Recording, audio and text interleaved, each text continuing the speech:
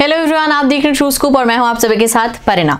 जैसे कि हम जानते हैं कि कोरोना वायरस के केसेस पूरे देश भर में ही नहीं बल्कि विश्व भर में बढ़ते ही जा रहे हैं। लेकिन अगर मैं पंजाब की बात करूं तो पंजाब में भी बहुत केसेस हैं और लुधियाना एक ऐसा शहर है जो कि बड़ा शहर है सबसे, और यहाँ पर सबसे ज़्यादा कोविड के केसेस हैं। अब ये केसेस क्यों बढ़ रहे हैं, क्या लुधियाना के लोग अपने कॉपरेट कर रहे हैं या नहीं, और वीकेंड लॉकडाउन का पालन कर रहे हैं या नहीं, इन सब सवालों के जवाब देने के लिए हमारे साथ आज जुड़ चुके हैं commissioner of police Ludhiana IPS Rakesh Agarwal. आइए उनसे बात करते हैं। बहुत बहुत स्वागत है सर आपका।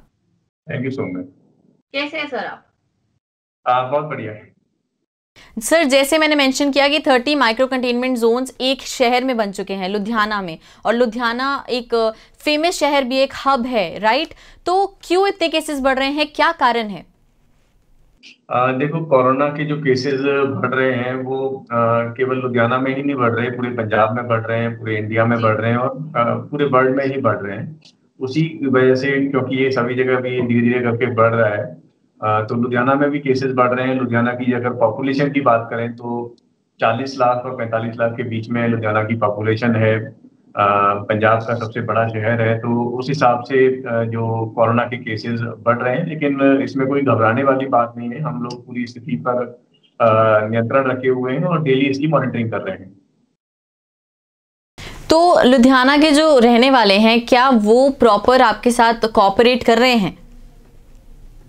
हाँ, लुधियाना के जो भी लोग हैं पूरी तरीके से प्रशासन का साथ दे रहे हैं, चाहे वो कर्फ्यू की बात करें, चाहे लॉकडाउन की बात करें, चाहे हम लोग अवेयरनेस जो हमारी कैंपेन चल रही है जिसमें कि मास्क वगैरह डालने के लिए हम लोग कहते हैं लोगों को, तो कंप्लायंस की भी जो बात है वो लोगों से हर तरीके का कोऑपरेशन मिल रहा है। जब कर्फ्यू पहले जब शुरू के मार्च और अप्रैल महीने और मई महीने में लगाया था, तो लंगर की बात करें तो लोगों ने बहुत लंगर यहाँ लगाए, फ्री खाना राशन डिस्ट्रीब्यूशन किया, तो लोगों की तरफ से हम लोगों को कोई बहुत परेशानी नहीं है। इनफैक्ट उनका पूरा कोऑपरेशन प्रशासन को मिल रहा है। सर, लॉकडाउन का कितना पालन किया जाता है और क्या क्या दिक्कतें जो हैं पुलिस को सामना करनी पड़ती हैं? देखो, आजकल जैसे लॉकडाउन चल रहा है, इसमें वीकेंड लॉकडाउन है कि सैटरडे संडे के दिन जो है लॉकडाउन चलता है, और उसके अलावा शाम को 7 बजे के बाद और सुबह 5 बजे, 7 बजे से 5 बजे के बीच में कर्फ्यू लगाया जाता है। तो लोगों का जो, अगर हम बात करें तो 95% लोगों की तरफ से हम लोगों को कॉपरेशन मिलता है। कुछ लोग हैं जो इस चीज़ की अहमियत शायद नहीं समझते, कोरोना की जो बीमारी है वो कितनी खतरनाक है, शायद उनको नहीं पता है। इस वजह से कुछ लोगों से हम लोगों को प्रॉब्लम आती है, लेकिन अदरवाइज ओवरऑल अगर हम लोग देखें तो लोगों की तरफ से पूरा कॉपरेशन है, और हर आदमी को इस बीमारी के बारे में पता है कि ये बीमारी कितनी खतरनाक है, और ये भी पता है कि इसका जो उपचार है वो एक दूसरे से दूर रह के, सोशल डिस्टेंसिंग मेंटेन करके और मास्क लगा के ही है। राइट। सर, हॉस्पिटल्स, खबरें ये भी आई थी कि हॉस्पिटल्स ने डिनाई कर दिया था टेस्टिंग के लिए। सो उस समय क्या क्या मुश्किलें आई और कैसे आपने इसका सामना किया और क्या एक्शन लिया गया उस समय? देखो, हॉस्पिटल्स की अगर बात करें तो जो कोरोना की टेस्टिंग है वो गवर्नमेंट की तरफ से भी हो रही है और प्राइवेट हॉस्पिटल्स में भी लुधियाना में हो रही है। पंजाब में कुछ ही जगह हैं जहां प्राइवेट हॉस्पिटल्स कोरोना की टेस्टिंग करते हैं, जिनमें कि लुधियाना एक है। और लुधियाना में 7-8 प्राइवेट हॉस्पिटल्स हैं जहाँ पे उनकी अपनी लैब्स हैं, जहाँ पे कोरोना की टेस्टिंग हो जाती है। प्राइवेट जो गवर्नमेंट के जो सेंटर्स हैं लुधियाना में, टोटल 20 के करीब पूरे जिले में सेंटर्स हैं जहाँ पे कि सैंपल्स कलेक्ट किए जाते हैं, और तकरीबन डेली 4,000 के करीब सैंपल्स अभी कोरोना टेस्टिंग के लिए लिए जा रहे हैं। प्राइवेट जो हॉस्पिटल्स हैं वहाँ भी तकरीबन 500 से 600 जो सैंपल्स हैं वो पर डे के हिसाब से लिए जा रहे हैं। तो सैंपलिंग की तो कोई प्रॉब्लम नहीं है। और जब शुरू में, आज से तकरीबन 1-1.5 महीने पहले, कुछ ये थी कि जो लोग कोरोना पॉजिटिव आ जाते थे उनको, अगर वो प्राइवेट हॉस्पिटल में एडमिट होना चाहते थे या उनके सिम्टम्स कुछ होते थे उनमें कि हॉस्पिटल में जाना है, तो हॉस्पिटल की बेड कैपेसिटी हमारी थोड़ी कम थी, लिमिटेड थी। तकरीबन उस समय 1.5 महीने पहले 100 की ही कैपेसिटी थी, 100-150 के करीब बेड्स थे प्राइवेट हॉस्पिटल्स में। तो वो एकदम से फुल हो जाते थे, तो उसमें फिर हम लोगों ने प्राइवेट हॉस्पिटल्स को मोटिवेट करके, उनके साथ बातें करके, और DC साहब, सिविल सर्जन साहब और पुलिस प्रशासन ने बात करके उनको मोटिवेट किया, और आज की डेट में 1100 से ज्यादा जो बेड्स हैं वो प्राइवेट हॉस्पिटल्स में लेवल 2 और लेवल 3, जिनको क्रिटिकल केयर वाले बोलते हैं, वो लुधियाना में 1100 से ज्यादा बेड्स प्राइवेट हॉस्पिटल्स के हैं। तो इस तरीके की कोई घबराने वाली बात नहीं है, और हमारी प्राइवेट हॉस्पिटल से निरंतर डेली बातें होती हैं कि इस बेड कैपेसिटी को थोड़ा और बढ़ाया जाए। तो हम होपफुल है कि किसी भी तरीके की लोगों को जो बेड्स प्राइवेट हॉस्पिटल में जो चाहते हैं उनको बेड्स की प्रॉब्लम नहीं आने दी जाएगी। यहाँ पर एक बात मैं करना चाहती हूँ और दर्शकों का भी ध्यान उस तरफ लेके जाना चाहती हूँ। अनएम्प्लॉयमेंट बढ़ चुकी है लॉकडाउन की वजह से, और उसके बाद अनएम्प्लॉयमेंट के बाद जो है लोगों की मानसिक स्थिति जो है खराब हो रही है, राइट। और अनएम्प्लॉयमेंट लीड्स टू क्राइम। तो क्या क्राइम रेट आपको लगा है कि बढ़ा है लुधियाना शहर में? देखो, कोरोना टाइप की जो महामारी है ये 100 साल में एक बार आती है। आज से पहले जो बता रहे हैं कि 1919 में तकरीबन 100 साल पहले इस तरीके का भूखमरी टाइप की चीज, या कोई फ्रेंच फ्लू कहते हैं उसको, कौन सा स्पेनिश फ्लू कहते हैं, वो आया था। तो ये बीमारी जो है बड़ी ही खतरनाक है, और इसमें आदमी जब घर के अंदर रहता है तो उसकी मेंटल स्टेट एक समय के बाद उसको बहुत मेंटली स्ट्रांग होना पड़ता है। तो जब ये लॉकडाउन खत्म हुआ तो एकदम से लोगों के मेंटल स्ट्रेस भी होता है, कुछ लोगों की जॉब्स भी हो सकता है चली गई हो, तो एक साइकोलॉजिकली, इमोशनली और फाइनेंशियली आदमी थोड़ा सा वीक हो जाता है। तो ये जो घड़ी है इसमें समाज को एक दूसरे की हेल्प करनी है, और इस तरीके से उनको करना है कि सभी अगर हम लोग एकजुट होकर के इस बीमारी का सामना करेंगे तो सक्सेसफुली इस बीमारी से हम लोग बाहर आ पाएंगे। इसमें सबसे पहले तो ये चाहिए कि जो लोग एम्प्लॉयर हैं, जिन्होंने किसी को नौकरी दी हुई है, अगर उनको कोशिश करें कि किसी भी हाल में अपने वर्कर्स को निकालें ना, उनकी सैलरी थोड़ी सी हो सकता है रेशनलाइज कर दें, जिस हिसाब से काम है उसको, ये एक अलग बात है। तो जितने भी केसेस हमारे भी कंट्रोल रूम में जो कॉल्स आती हैं कि अ, ये हमें मालिक की तरफ से इस तरीके का कहा जा रहा है, तो हम लोग उनकी काउंसलिंग करके कोशिश करते हैं कि उनकी जॉब ना जाए।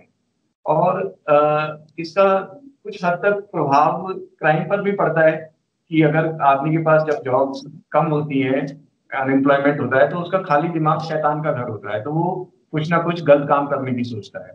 तो वो काउंसलिंग सेशन और उसकी तरफ उसके जो वॉलंटियर्स हम लोगों ने बनाए हैं, जो कि लोगों की हेल्प करते हैं अगर उनकी कोई प्रॉब्लम है।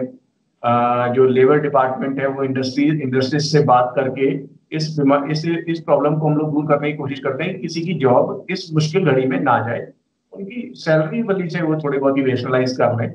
और गवर्नमेंट की तरफ से भी ये जो है, पहले इंस्ट्रक्शंस आई थी कि लॉकडाउन के दौरान किराया वगैरह उस समय किसी ने नहीं मांगा था, तो ये हर तरीके के जो तरीके हम लोग अपना के लोगों की मुश्किलें कम करने की कोशिश कर रहे हैं। तो इन फ्यूचर अगर क्राइम रेट बढ़ता है या क्रिमिनल्स ज़्यादा होते हैं तो उसके लिए क्या आप लोग तैयार हैं? क्या क्या चीज़ें आपने ऑलरेडी प्रिपेयर की हुई हैं? तो मैं बात कर रहा था कि क्राइम के बारे में, तो क्राइम को हम लोग बिल्कुल फर्स्ट नंबर पे रखा हुआ है कि क्राइम कंट्रोल हम लोगों ने करना है।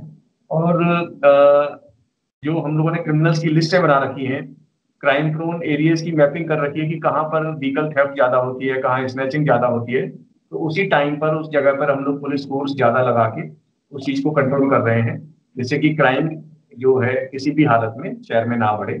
और साथ ही हम लोग लोगों की काउंसलिंग कर रहे हैं, इंडस्ट्रियलिस्ट की भी काउंसलिंग कर रहे हैं कि किसी भी आदमी की जॉब इस मुश्किल घड़ी में ना जाए।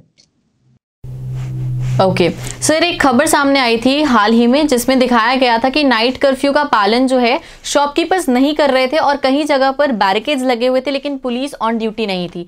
ऐसी ढील क्यों सर? देखिए, ये ढील नहीं कह सकते। ये जो इसमें क्या होता है कि कुछ लोग लॉकडाउन की अहमियत नहीं समझते हैं।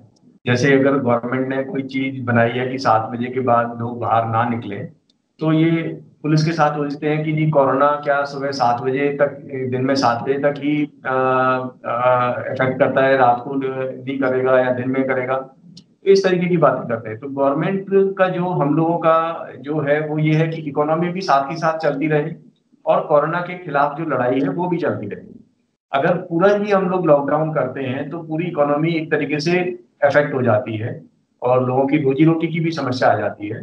तो वो बैलेंस करते हुए गवर्नमेंट काम कर रही है कि रोजी रोटी भी चलती रहे और कोरोना के खिलाफ लड़ाई भी चलती रहे। नॉन इसेंशियल जो जरूरत नहीं है जिस चीज की, वो मूवमेंट कम से कम की जा रही है।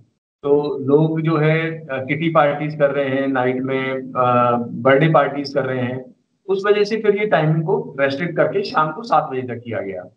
तो अभी भी जैसे क्या होता है कि जैसे कुछ लोग होते हैं जो कि छोटी सोच रखते हैं कि जैसे ही पुलिस की गाड़ी वहां से निकली, अपनी शटर डाउन कर देते हैं, और जैसे ही पुलिस की पीसीआर की व्हीकल वहां से पास हुई, अपनी शटर दोबारा ओपन कर लेते हैं।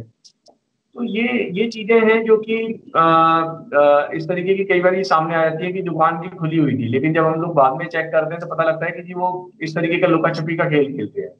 तो ये जो लड़ाई है ये तो हर आदमी की लड़ाई है, पुलिस की भी लड़ाई है, एडमिनिस्ट्रेशन की भी, गवर्नमेंट की भी, और लोगों को भी इसमें अपना योगदान पाना है। ये वो वाली नहीं है लड़ाई कि जी आपने जैसे हम लोग देखते थे जी कि हेलमेट, पुलिस को देख के हेलमेट लगा दिया, वो वाली नहीं है। ये तो क्योंकि जो ये तो आपकी अपनी जिंदगी के लिए जरूरी है कि आपको अपनी जिंदगी बचानी है, और ना केवल अपनी जिंदगी बचानी है, अपने परिवार की जिंदगी बचानी है, अपने एरिया की जिंदगी बचानी है। उसके लिए हर एक आदमी को प्रिकॉशन लेनी पड़ेगी, और जो गवर्नमेंट की रेगुलेशन है उनको मानना पड़ेगा। कई बार राइट, बिल्कुल। जैसे पुलिस ने कंटेनमेंट जोन्स में अपने बैरिकेड्स लगाए हैं, लोग रात को 12 बजे 1 बजे देखा कि पुलिस के आदमी थोड़े कम है किसी जगह पे, तो वहां से निकलने की कोशिश करते हैं। जो कंटेनमेंट जोन्स का एक क्राइटेरिया है, कंटेनमेंट जोन्स ज्यादा समय के लिए नहीं बनाए जाते, 10 दिन 8-10 दिन के लिए होता है, जहाँ पे कि ज्यादा केसेस आ रहे होते हैं उस एरिया को थोड़ा सा सील करके वहां की डोर टू डोर टेस्टिंग की जाती है, और वो 8-10 दिन के लिए उस एरिया को थोड़ा सा सील कर दिया जाता है। और वहाँ खाने पीने की सप्लाई नहीं रोकी जाती, खाने पीने की जो वेंडर्स हैं वहाँ जाके अपना जो होम डिलीवरी कर सकते हैं। दवाइयों की दुकानें खोली होती है उसमें।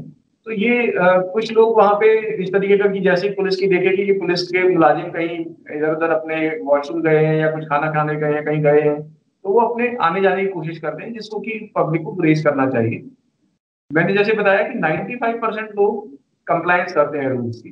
कुछ लोग हैं जो कि अहमियत नहीं समझते। आप अपने आस पड़ोस में भी देखेंगे कि जैसे घर से बाहर जा रहे हैं तो मास्क कई बार नहीं लगाते। तो वो अगर लोग अवेयर हो जाएं तो मैं समझता हूँ कि और बेहतर तरीके से हम लोग इस बीमारी का मुकाबला कर पाएंगे। राइट, बिल्कुल सही कहा आपने कि बचाव जो है हर एक इंसान को खुद ही करना है। Thank you so much sir, आप हमारे साथ जुड़े और आपने हमसे बातचीत की। Thank you so much. Thank you. तो ये थे हमारे साथ commissioner of police Ludhiana IPS Rakesh Agrawal. आप लोग भी देखते रहिए ट्रू स्कूप और ध्यान रखिए।